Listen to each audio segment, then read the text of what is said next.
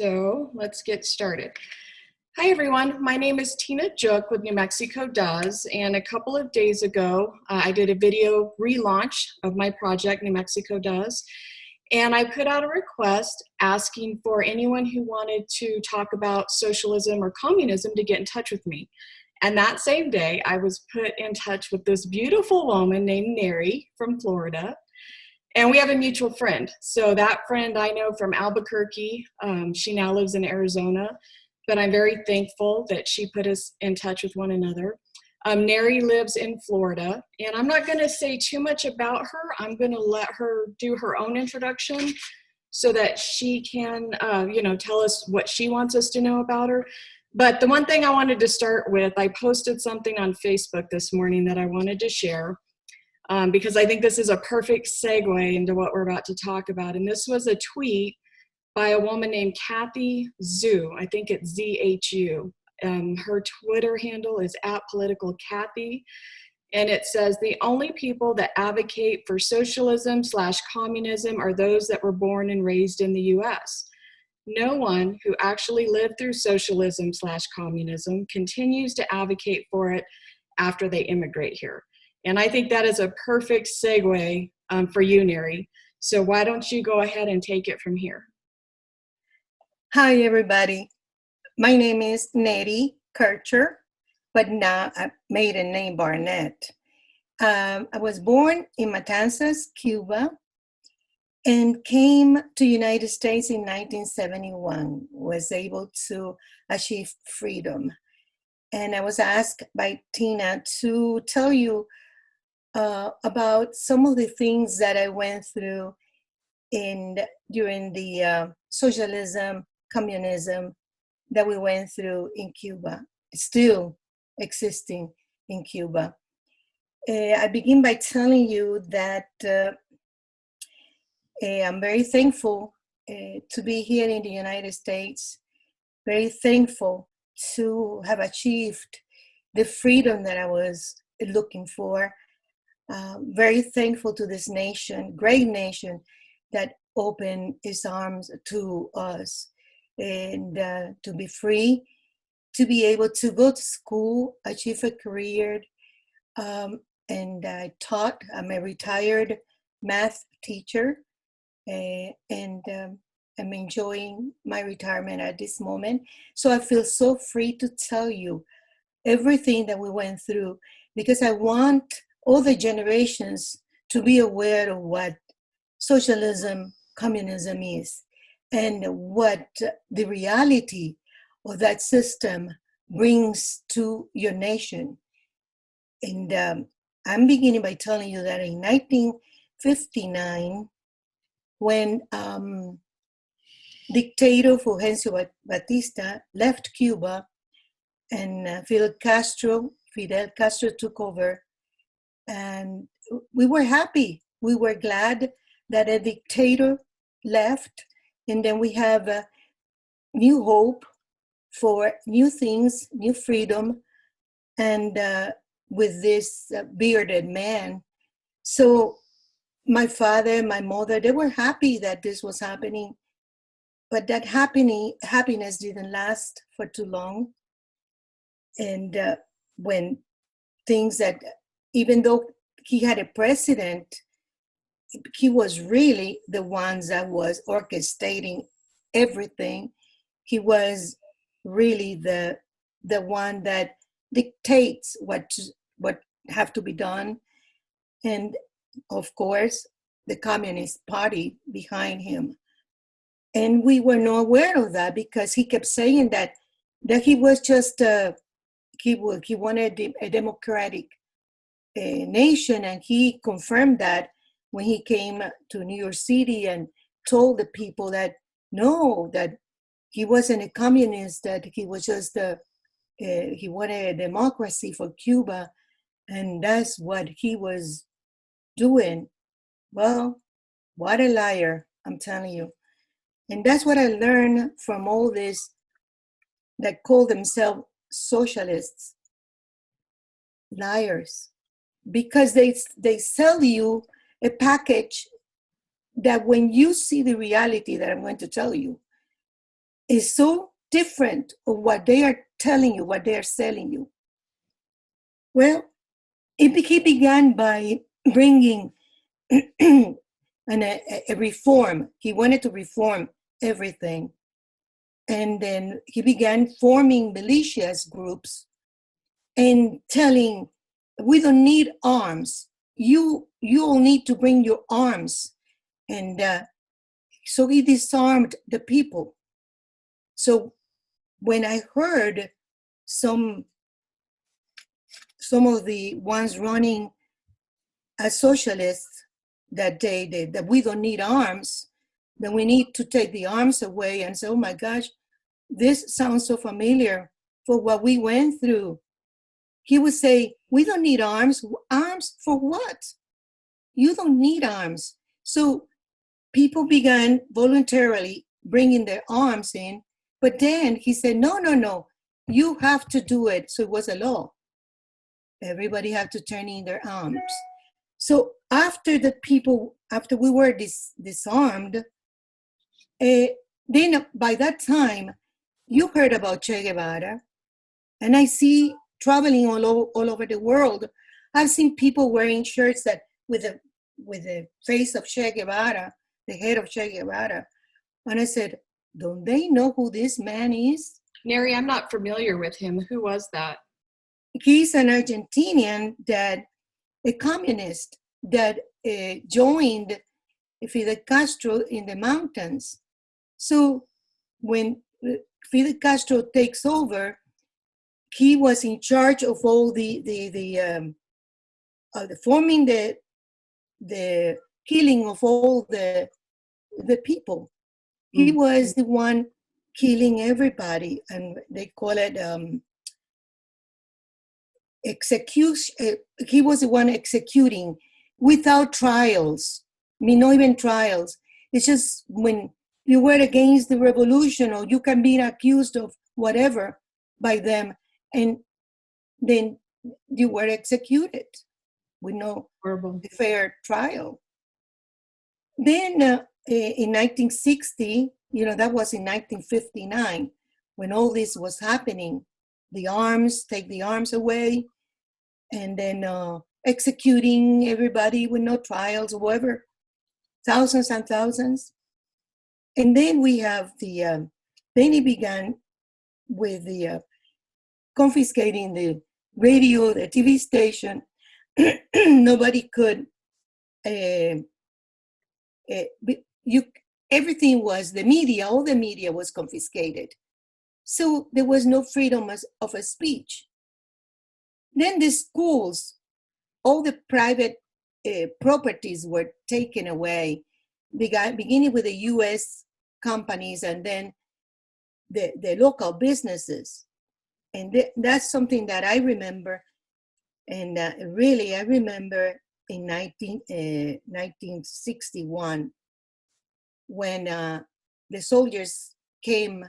It was by December 1961. We were all sleeping. It was about 5 in the morning, and we heard somebody knocking on the door and knocking. And my father said, "Oh my God, someone died. Something happened in the family." So my father opened, and you hear the boots of the soldiers, because we lived upstairs. Going upstairs, boom, boom, boom. The stairs were made of wood, and you can hear all that boom, boom, boom, boots coming up. And I said, "Oh my gosh, they're taking people away." People is my father. They're taking people away. So the soldiers came in and said, "Are you Mr. Barnett?" My father said, "Yes." "And that a store, do you have the keys to the store, the business?" And then my father said, "Yes." "Why?" "Give us the keys." And my father goes, "But why? The government is taking over all the private properties, and you need to give us the key to the business, and you have to be there at work at 8:00. And so your father owned that business? He had a partnership with another one. It's like a store, like a clothing store. So wow. so he had to be there. When he got there, who do you think was the manager? Who do you think was in charge? Well, the lady that was cleaning our house, the cleaning lady that would come, every week to clean the house, because my mom with 5 girls, so my father had somebody to come and help her. So when my father walked in there, he goes, "So what are you doing here?" And she said to my father, "Well, what do you think? I'm your boss now." My father said, "Oh, okay. So, but you have to teach me." Can you imagine having to teach someone about your business, and this government taking over your business? And well, That's that horrible. was yeah. Then they began taking over all the houses. If you have more than one house, they took all whatever the rest of them. If you have rentals, no more rentals. They took all that away. All that was confiscated by the government. And my grandfather, who worked very hard, and he was able to buy, he said, "Well, I'm buying something to live for my kids." So he had 3 children, so he had 3 properties. Well, they took away 2 of them. So, and then and nobody gave him that. He worked very hard to build that, for the future of his children, like we did too. But it was taken away, confiscated. Then you hear in the world talking about healthcare. They said, "Oh, in Cuba, the healthcare is great." And I said, "No, healthcare is not great." Why? Because this is what they do in Cuba. First of all, you have to wait to be serviced because they're lacking the equipment. So in order for you to have certain surgeries or whatever, you have to wait to be able to have that equipment available for you to have that specific surgery. Then they are lacking doctors. Why? How can they lack doctors? Because the government has been sending thousands and thousands of doctors all over the world, and the government is making $2,000 per doctor, and they give the doctors $200. So doctors want to go on this mission. Sure, if you're making at home $25 a month, a doctor makes $25 a month, and you are lacking, you're lacking everything, needles, anything that you need as a doctor to work. You're lacking that. The hospitals are just falling down. They lacking repairs. And how do you feel if the government tells you, "Would you like to go on a mission?" "Oh, sure, I want to go on a mission and make $200 a month," in comparison. And the government makes that difference. So the government charge another country, $2,000 per doctor. Mm. They give the doctors $200 and they keep the rest. You know how much money they're making? They're making a lot of money out of those doctors on a mission, a special mission. Nery, how did healthcare change from before Fidel Castro to after? Let me be honest with you. The healthcare before Castro, it was great. We had the hospitals. The hospitals were fully equipped. There were clinics. The hospitals, you didn't have to pay for the hospitals. But for the clinic, if you wanted to have there were private hospitals, private clinics, and you pay for that. But there were hospitals for everybody, open for everybody, Mm. healthcare for everybody. And like if you didn't have the money, you have a place where to go. If you wanted to have go to this special hospital, you pay for it. Sure. So that's the way it was before Castro. Then education. They said that education is great. Why do you think in 1961, I believe, no, 1960, let me see, I put it down here. 1960, 14,000 children were sent to United States through the Peter Pan program. Those parents sent those kids away because they didn't want to be indoctrinated. Mm. Because when they take over, all the private schools were confiscated. All the my sisters and I, we studied at a private school that was called La Virgen Milagrosa, which means the Miracle Virgin. It was a Catholic school. It was also a convent. And that happened, let me tell you, I wrote in here the date when that happened, the confiscation of the schools. Let me see. It happened in 1961. They confiscated all the schools. 1960, when they were confiscated, all the business, all the schools were confiscated. So my school was also a convent. So we had nuns, and we had a beautiful small church, and we loved our school. So when they took over that school, they sent the nuns in exile. So the nuns were sent away. So one of the nuns came to my home and brought a beautiful picture of Jesus Christ that they had at the entrance of the school, an oleo. So she says, Maria, she said to my mom, Maria, could you save this for us? Maybe we can return one day. So my mom saved it. But then when we left, we had to pass it to another family who stayed there. So to Bebita de Rojas, we gave it to the Rojas family when we left. She stayed there. Anyways, when they took over all that, the hardest thing was when they destroyed the chapel. The soldiers went there, destroyed the chapel, and that hurt me. We took communion there. We enjoyed so much.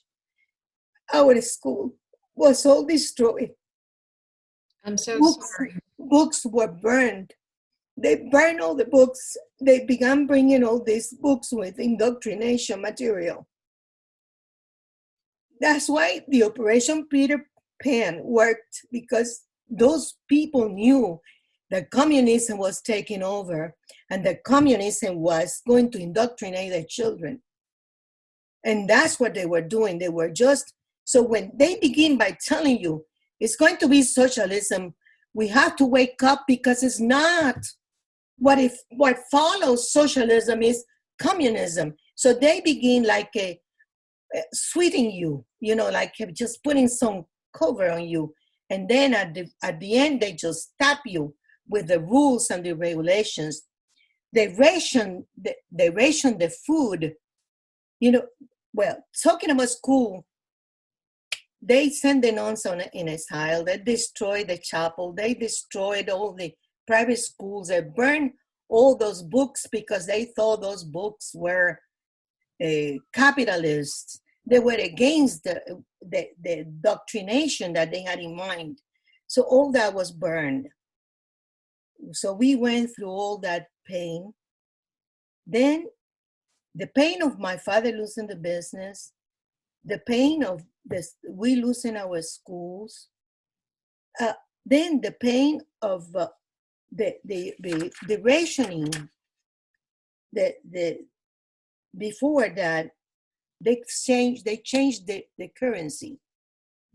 In 1961, they changed the currency. That was another devastating thing. They confiscated all the bank accounts.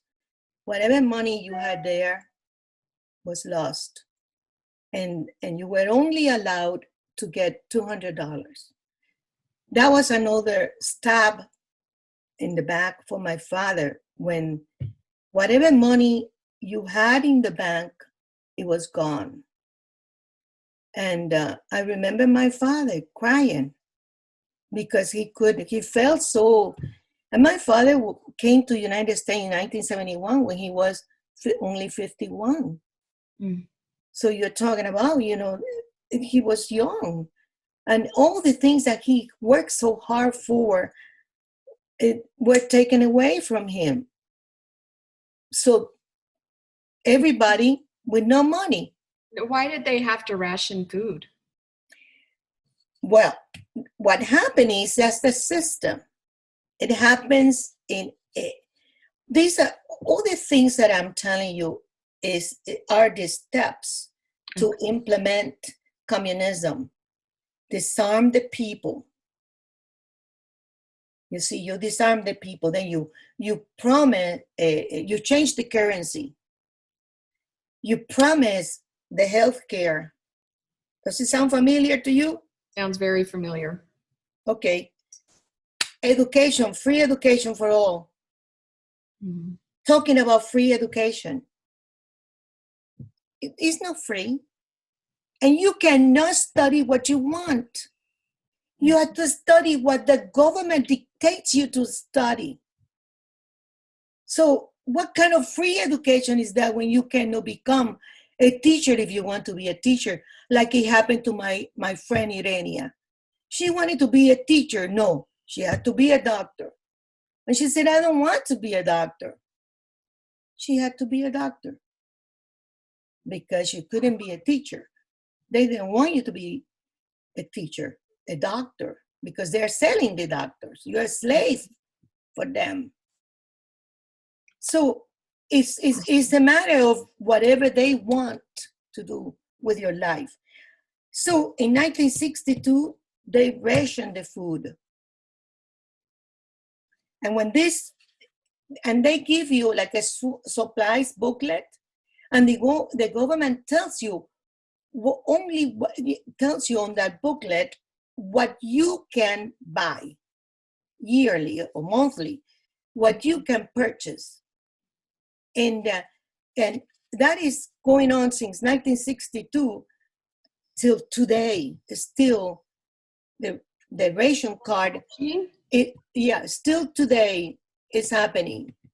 So that means even when Russia was helping, providing, and Argentina and all those countries, Spain, that have been bringing money to Cuba and helping and building and getting properties that belong to exiles, Cuban in exiles, they purchased all those properties, all those businesses from the government, and they just built all those things in there, and still with all the money coming in, enriching the elite, the government elite. The Castros are multimillionaires at this moment. Don't you know that? Well, you made that statement the other day that it's the people within the government that have the money. That's right. Mm-hmm. Those are the ones that the elite, the government elite, is the one that live. They live very well.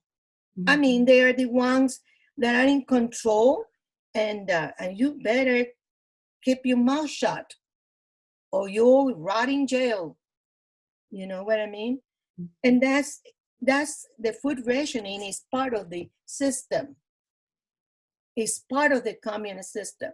And if you read about in history, all those countries that have experienced that communism, you will see that all of them took the same steps. Those are the steps. So the food ration. That's what happened. How much time do we have? You go as long as you want. I want you to tell us everything that you want people to know about your experience. Okay. In 1961, do you remember April 1961, April 17th to be exact?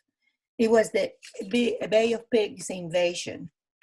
It was that was a failed landing operation of Cuban exiles, and it failed because first they were going to land over another place which was more they could reach town an easy way than where they landed. They landed in a swampy area, away from everything that those poor people, the exiles didn't have any way to get out of there. They were supposed to have air strikes, and President Kennedy stopped the air strike, and that's why they were just caught in there. They couldn't go anywhere. It's a swamp where they landed, and the troops from Castro were coming, and they just covered them in. They couldn't move out of there. Well, let me tell you what happened to the people while this was happening. Okay, they gave instruction to pick up everybody, people who were considered anti-revolutionaries, or that could be leaders, or that they thought that, they are against the revolution. They were picked by soldiers and taken to baseball parks. I think it happened in here too one time during the Korean War. Something like that happened. Mm-hmm. Because Castro threatened that if the invasion succeeded, they were going to pay the consequences, all those people there. So I remember that we were, remember our house was in a second floor upstairs, and we had those, where we could see from the window, we could see downstairs the trucks coming by picking up people. So they stopped in front of our house and to pick up someone, Dr. Andrew Kane. He was a judge and then was a lawyer, and he was picked up there with his family, and they keep going. And inside that truck, I saw someone that we knew who was a soldier. And I'm not going to give you his name anyways. He's dead anyways. But anyways, we heard when this guy said to the other guy, "What about the Barnetts?" I said, no, they were already taken. Wow. So he saved us that moment, that time over there at the stadium, which was awful. So he saved us from that. And thank God for that. Well, rest in peace, Andalio Fernandez. Thank you for giving us that chance to, not to go through that suffering. He really was great by doing that. And even though he was a soldier of the revolution, he knew that was wrong. But anyways, he died. So that was another experience that we had. And then in 1965, that's when they began with the forced labor camps. In 1965, they created military units to aid production. And it was called UMAP, UMAP, UMAP, which are, what they did, those were camps created for those who applied for passports, those that were gay, political dissidents, and religious minorities, like priests. There were priests, ministers, Jehovah Witnesses. They were all put in these camps. They were detained and they were forced to work. They were forced to hard labor, but also to physical and emotional abuses.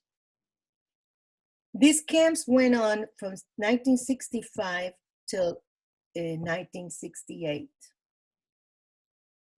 And there were 35,000 Cubans were enslaved there. Oh my gosh. In those camps. And they were confined to barracks surrounded by electric fences. Well, guess what? In 1968, June 21st, 1968, my father and I were taken to forced labor camps. Oh my gosh. And this one is also for those who apply for passports, who had the documentation to leave the country. So all of those were sent. My sister Marita didn't go because she had a baby. My mom didn't go because she had my two little sisters. My sister Margaret, oh, I didn't tell you about that.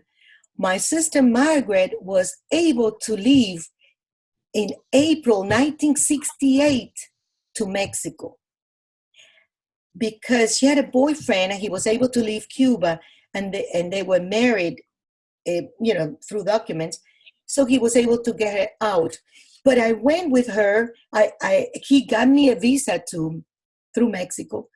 When we went to the Mexican embassy to get the visa, my visa was denied. When we drove, we were going by bus. We went from Matanzas to Havana, where the embassy was.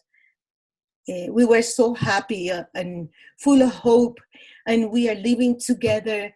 And then we are pulling everybody out. And we were just dreaming and dreaming, the way back. Well, they said that, no, he's not your brother. He says he a brother-in-law.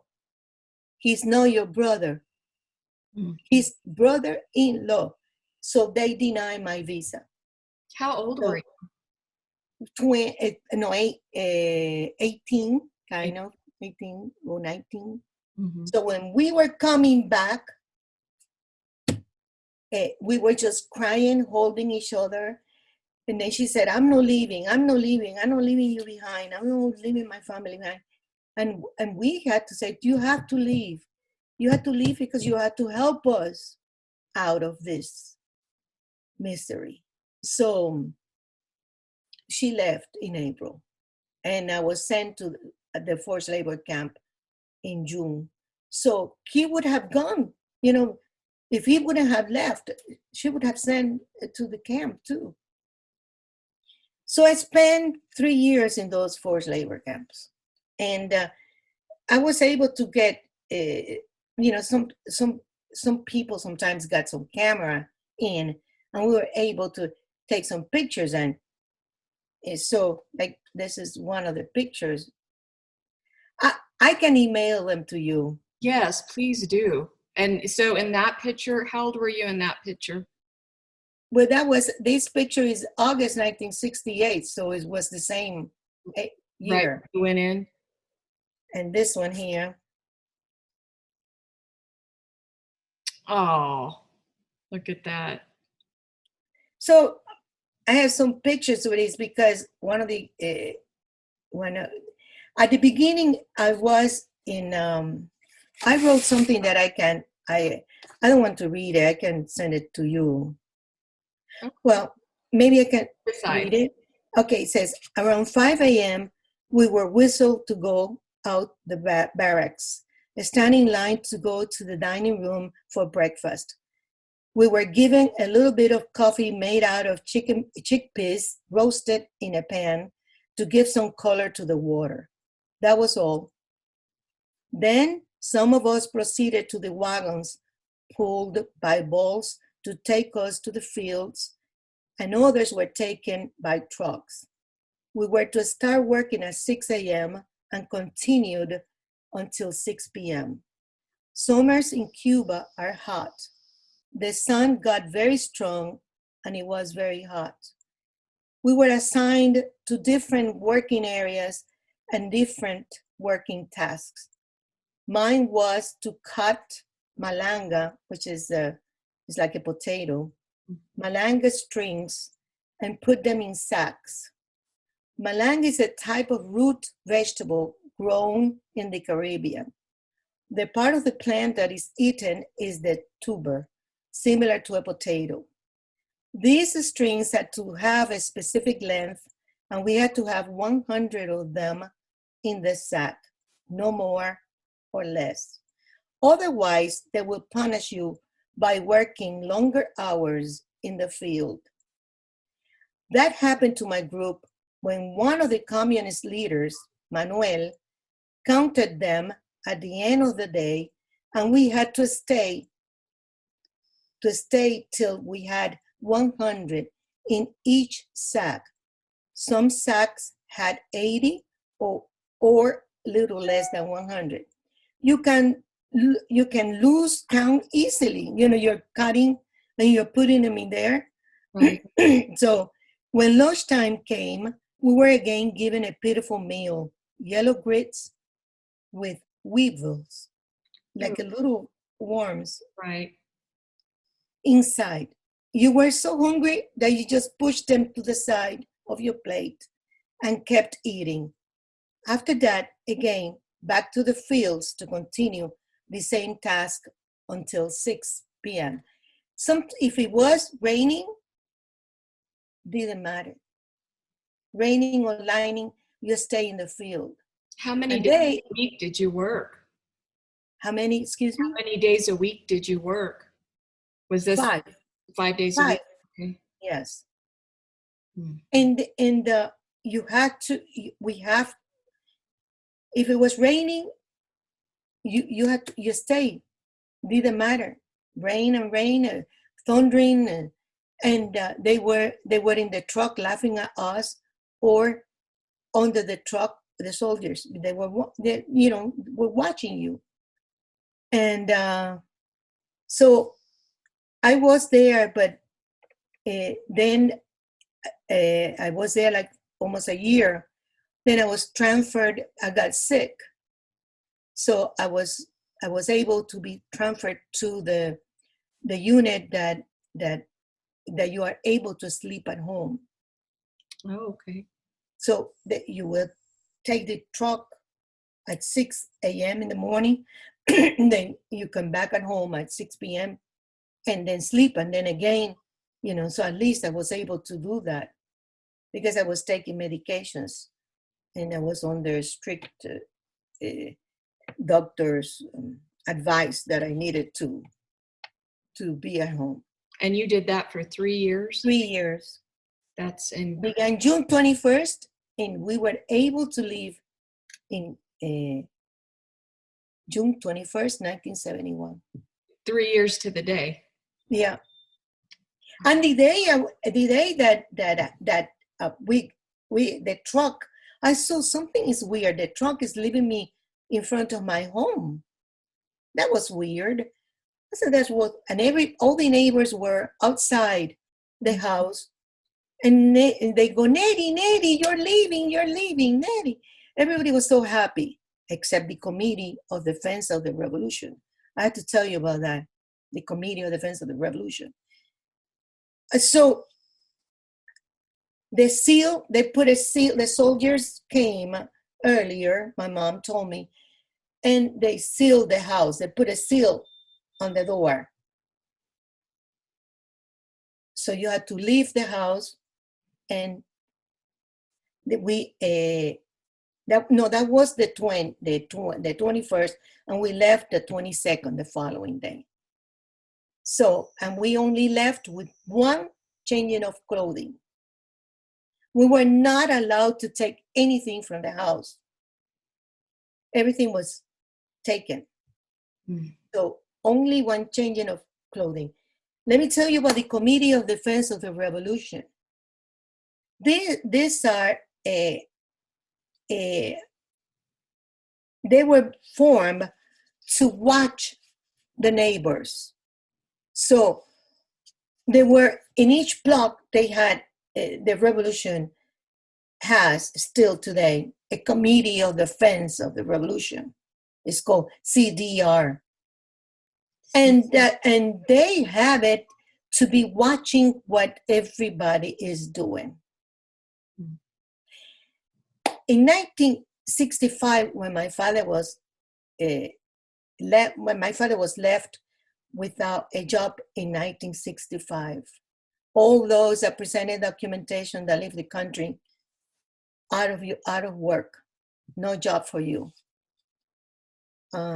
Thank God he was able to, with a friend, to put some TV antennas, which later on were not allowed. Later on, antennas were, because you were not supposed to watch any other TV station but the only one that the government has. Mm. So no other TV station you could watch, but just that one. So when my father got home, that he didn't have any money. He didn't have any money to even get the ration food, purchase the food from the grocery store. So another time I saw my father crying, and he said, "This is one of the saddest days of my life, not to be able to provide for my family." And he said the other one was when my mom passed away. So he was crying because he couldn't provide for his wife and children. So thank God a friend said, you can come and work with me, and I give you, something to help you out. So we began getting some pictures and selling them, things in the house that we could sell, mm-hmm. and put it in the car, and so my father was able to get it out without being seen by the Committee of Defense. Guess what? An inventory came. The government came over. All those that presented documents to leave the country, everything that you have in your house needs to be in our inventory. And when you leave, it has to be there. So they came over. It's unbelievable what I'm telling you. It is unbelievable. Unbelievable. I'm in shock at some of the things. They came and they inventory everything, refrigerator, everything that we had. And then they said, and you had to be sure that all this is here when you leave the country, and the car is running. My father had a car. The car has to be running. So the car has to be running. Before you can leave, the car has to be operational. That's unbelievable. The car has to be running, and everything has to be because of the inventory. Mm. Can you imagine that you couldn't even give a TV to your mother or father, whoever you wanted to, or a piece of furniture? You couldn't do that. And what was this called again? The committee for what? What did you call it? The Committee of Defense of the Revolution. Defense of the Revolution. Okay. Uh-huh. That's unbelievable. But the inventory was done by the government, by the police. Oh, okay. The inventory was done by them. And so everything was in working order.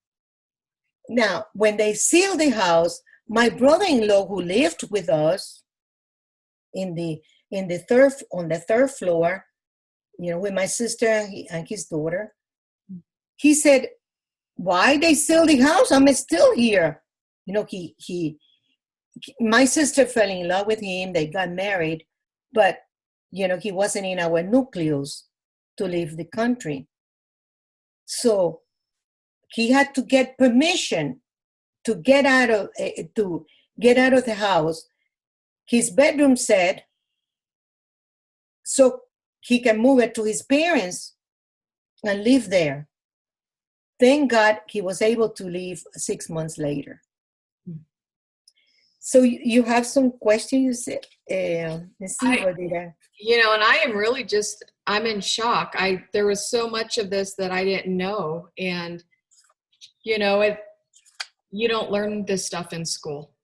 These are not the things that you learn in school. And I didn't mention them all because I forget, I have all these papers here, but I forget.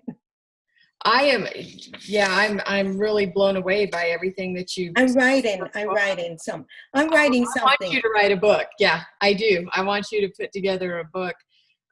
So what worries me, I guess, in hearing your story and hearing all these things that have happened is, what do you sense is happening in America with this push towards socialism? I see it. I see the movement, and it is scary. And people are so naive. They don't understand. You have to read about it. You have to be informed of what has happened in other countries, and the tentacles of the coming of Cuba are all over South America, and you can see it in Venezuela, and the tentacles are also in the United States, in Canada. They're all over the place. They have been indoctrinating people, and our children, I see it, have been indoctrinating. They want to remove, now when I hear them trying to remove everything about God from schools, and I said, what are they planning to do? What, you're trying to remove the Lord from schools. What are you doing? Creating atheist schools? And I was going to ask you about that. What happened to the churches in Cuba after Castro came into power? Well, that's another part I have to tell you.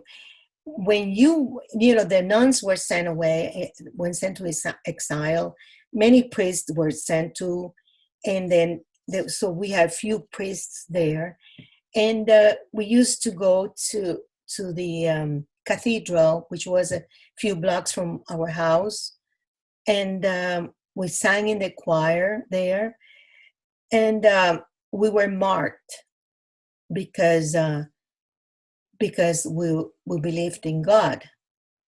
There is a song that they always sang. It's called the International.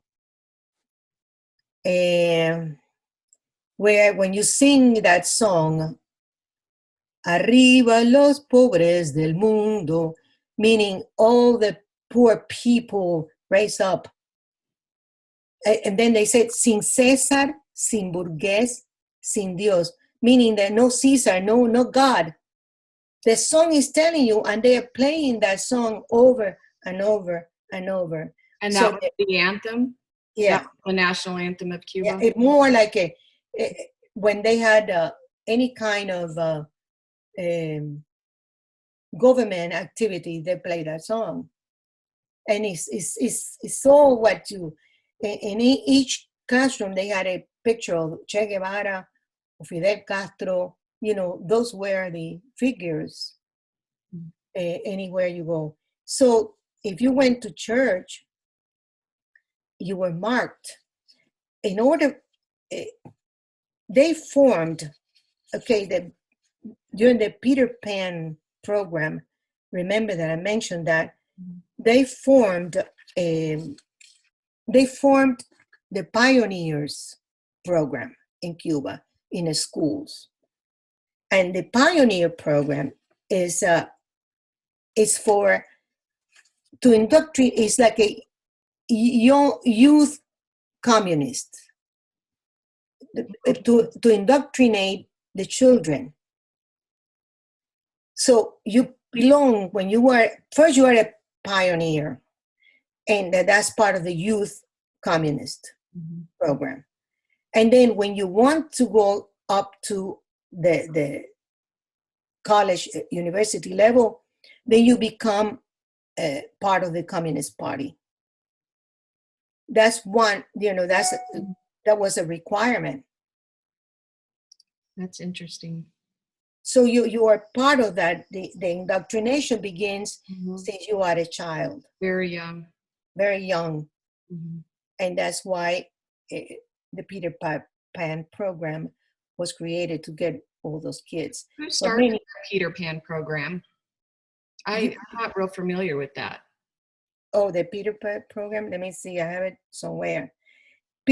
Okay, it begins in that was in 1960. Okay. 14,000 children of parents opposed to the system were sent to USA to avoid their indoctrination. And it was done by a Catholic program, Okay. Catholic release program. We have visa to live through that program. And the three of us, the three older sisters, we had visas to live through the Peter Pan program. But in 1962, when they closed during the Cuban Missile Crisis, they closed that. They closed, and so the emigration from Cuba, Castro closed. You couldn't leave Cuba. That was halted. So 10,000 children that were leaving through the Peter Pan program, including the three Barnett sisters, uh, we couldn't leave. And you know what? My father said, in a way, I'm glad, because uh, I would be worried to death of you guys living by yourself. Uh, but later on, in 1968, when I was taken away, he said, I'm so sorry. I'm so sorry. I should have let you guys go. But no, he couldn't, because they closed the flights. Castro just closed the exits from Cuba in 19, that was 62. Hmm. So we couldn't leave. We were stuck in there. What It's it's not easy, but it's still, the sad thing is that it's still 61 years later, they're still there. And I wonder if I'm going to be able to see Cuba again. Now people ask me, have you been back? I said, no. How can I be back when I was persecuted? I was really sent to those. They did so much that I don't want to go back. My closest family is here. I don't have any close relatives there, so I'm glad that we were able to leave and achieve freedom. And I don't want to look back, and I don't want to go back. And I hope that with whatever I'm saying here now, I can help those that are so naive, thinking that they're going to get everything for free. There's nothing free. There's nothing free. And so. do you think there's been any, I mean, of course there's been some change, but with the new president there in Cuba, how different is it now from when you were there? Well, the thing that I see that President Trump did was that I was reading about it, and I said, "Oh, look at this!" It was in 1996 they did the Helms-Burton law, which enables U.S. nationals whose property was expropriated by the Cuban government to sue any person or country, because many countries have purchased all these businesses and properties, and any person who uses or profits from the expropriated property in U.S. federal courts. But then President Clinton suspended it, and each president after him. But President Trump lifted the suspension of this law. And now many American companies have filed lawsuits which are now permitted. So if ours was a small business, but if you had a sugar mill, and you can sue the Cuban government for expropriating your business. Now you can do that. Nearly 6,000 people and corporations lost homes, farms, factories, sugar mills, and many other properties. Foreign companies are now profiting from many of what was seized. Now Cuban exiles can sue those companies if they have a bank account in USA. Like Carnival is using land that belongs to some family I was reading, but they don't have a bank account in USA. So the owners of that land cannot sue them. So why do you know why President Clinton suspended it? I don't know. I really don't know. I'm going to have to do some research on that. That's really interesting. And all the presidents following him. Okay. Yeah, I'm going to do some research on that. Let me see if it's called Helms-Burton Law. Helms-Burton Law. But so then you can't sue right now, because what you're saying is since that was suspended, you cannot file a lawsuit. No, you can't. Trump. Oh, he changed that. He lifted the suspension. Oh, I see. Okay, so now all right, now I'm following. So that's good. Okay, I didn't realize that. I thought you meant that he had left it. No, he lifted. So now they can do it. Yeah. Oh, that's excellent. Okay. Well, that's good to know. Thank you for sharing that. I was not even familiar with that law. I'm going to go back and do some more research on that. You're teaching me all kinds of things today. I love everything that you've said, and I like what you said when we were on the phone, when you said communism is socialism, because it just leads you into that, and I think it's important for people to know. No, it is the opposite. Our socialism is communism. Is communism. Yes, and thank you for correcting me there. What do you think about this pandemic? Do you think that they're using this pandemic to try to usher in socialism in America? Do you have an opinion on that? Okay, I'm going to tell you. Then we're going to be lifelong friends. I know many will disagree with me, but I feel that all this has been, in a way, achieved to destroy not only the U.S. economy, sadly, but the world economy. And there is a group that is called, well, that's something that I need to talk to you about that later. Okay, well, thank you for sharing. And sadly, what is sad is that it has hurt so many people. Even one of my grandnieces, well, I have family that went through the virus, had the virus, and thank God they're doing fine. But one of the girls now has pneumonia, and I'm worried about that. I learned that this morning, and I said, "Oh Lord, have mercy." I don't know. Is she a young girl? 14. 14. Okay, that's So scary. it's scary.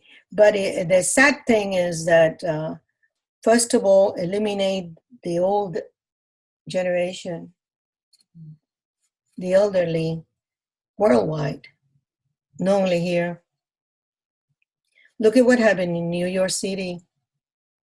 Those that were placed in nursing homes with the virus that were killed.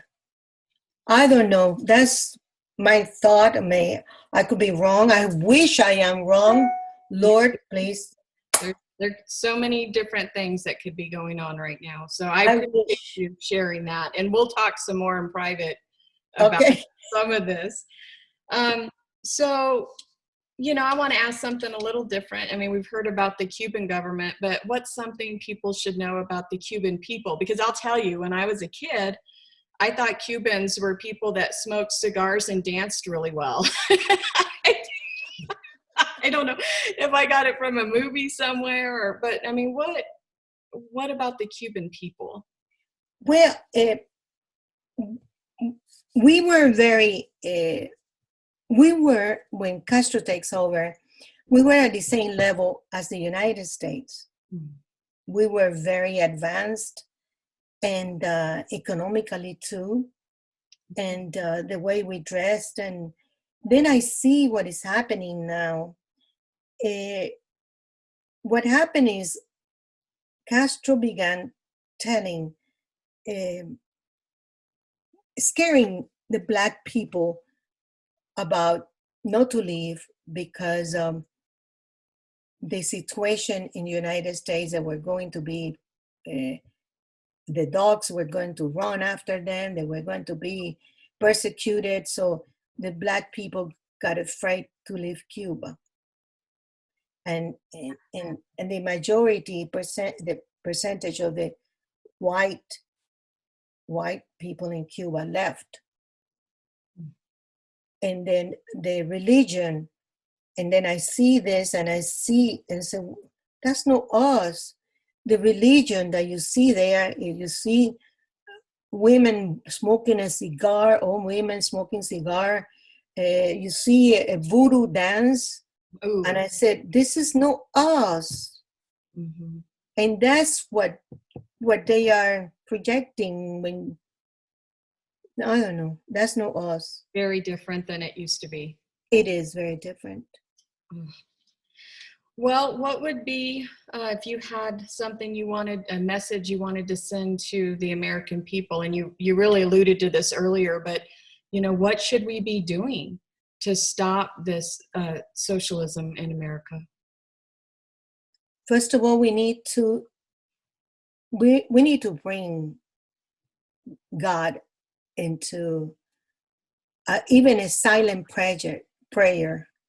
Like when I first became a teacher, we used to say a moment of silent meditation, a moment of silent meditation, and you can do whatever you want at that moment, and sing the national anthem.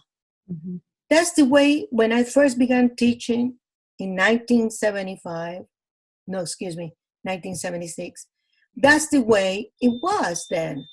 We opened the morning with a moment of silent meditation and the Pledge of Allegiance. All that has been eliminated. Mm-hmm. We need to bring that back. And I agree. And we also need to watch what they are teaching our children.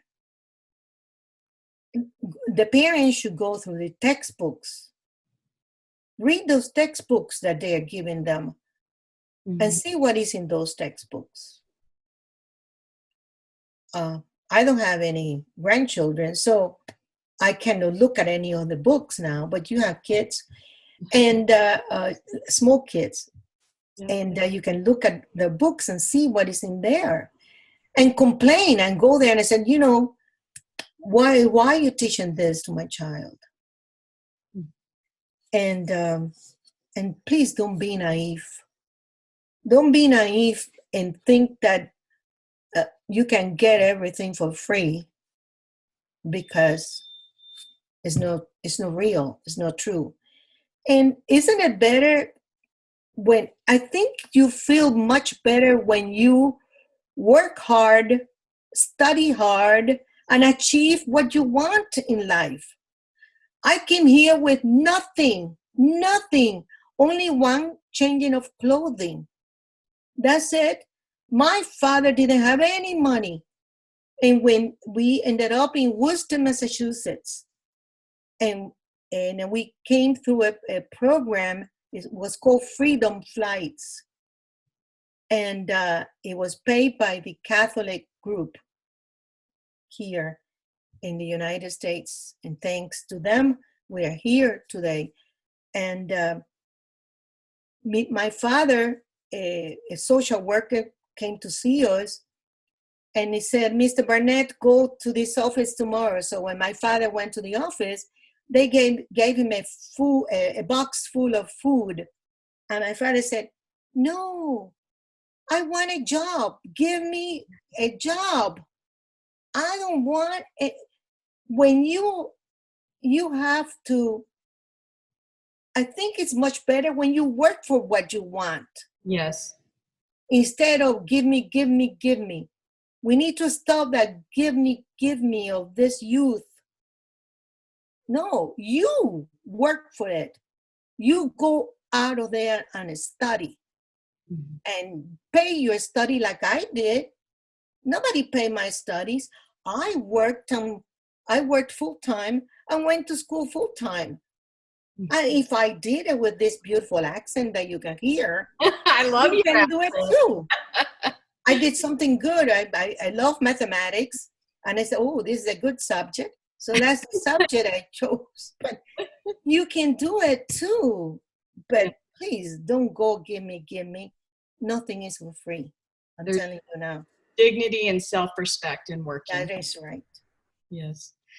Well, thank you so much. Is there anything else you want to add before we close? I know you and I will probably have more conversations later on. I've really. But let me tell you, I am glad that I am here in this great nation, free, and that I can speak all what I want and say all what I want, go to church when I want, Yes. but don't take everything for granted, because it can be gone in 1 second. When you vote, you have to be careful who you vote for, because you don't want the same thing that happened to us 90 miles from United States, and the same thing that happened to Venezuela. Mm-hmm. And if I keep telling you, there's Nicaragua. Mm-hmm. Wake up, because they are there, and if they get control of the country, we are going to lose capitalism, and you're going to get socialism/communism. Thank you very much. This has just Thank you for the opportunity, Tina. Yes, well, no, this has been so eye-opening for me, because I didn't know very much about the Cuban history. So, and I honestly, as you were speaking, some of the things you were saying, I felt my heart sinking, because I can't imagine, the pain that your family went through. And then to think that that could happen here, that there's people pushing for these types of systems in America. And it's frightening. It's really frightening. But thank you for that. I'm going to tell anybody who watches this, if you have any questions for myself or for Nery, and I don't say it as pretty, I don't have the accent. Say your name one time for me. Nery Barnett. Nery Barnett. If you have any questions, please email me at nmdoes@gmail.com. And if they are for her, I will send them over to her. So thank you so much. I appreciate everything. And if you will give me. God bless you. Thank you. God bless you.